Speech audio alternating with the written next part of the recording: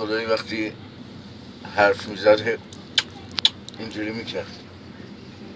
عریض قشنگ گوش یه کن. دفعه به خانومش گفتش که خانم جون یه دکتر بر من گیر میاد دیگه این کارو نمیکنم. لکنت داشته. بعد گفتش که آقا رجب یعنی چی وقتی حرف میزنی اینجوری میکنی؟ یا خودتو معالجه کن یا منو طلاق بده بذار برم با. نه خانم جون شما صحبت از طلاق نکن، همینم خوب میشم دیگه، قول میدم این کار نکنم. و رفتن داشت دکتر گیر آوردن.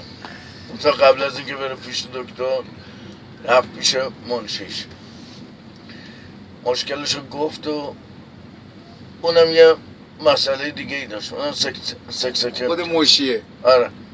گفت این برگه رو بگیرین، هر وقت آقای دکتر سرشون خلوت شد من میام شما رو صدا میکنم. آقا رفت تو اتاق انتظار نشست. بعد یه دفعه دکتر سرش خلوت شد و اینم اومد. مریض بعدی آقا بفرمایید، آقای دکتر منتظر شماست. هیچ.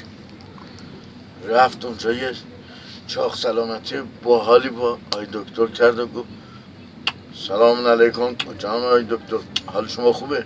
گفت ممنونم عزیزم. خوبی شما؟ آقای دکتر شما مشکل پیدا کردین؟ گفت مرضیه خوب میشم.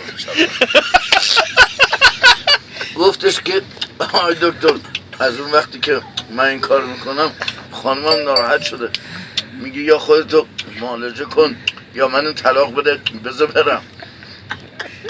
میگه عزیزم من براتون نسخه مینویسم، خوب میشین دیگه هم این کار نمیکن. این اشک مورچه، اینم پرسوس، اینم اختبیله خروس، اینم شای نوردمون، اینا رو استفاده میکنی خوب میشه. سب کن زیرشو امضا بکنم.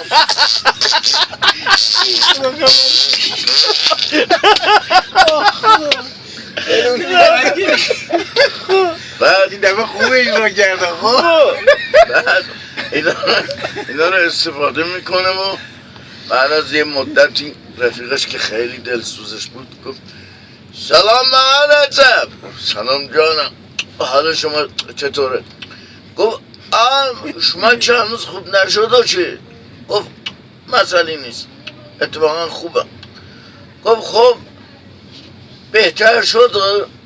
میگه والا از اون وقتی که من رفتم پیش دکتر واقعا دیگه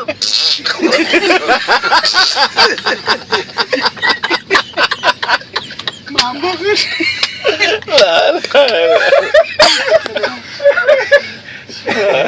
همه اون چیزا هم گرفته با خودش. خدا ایشالله خنده ها رو از همون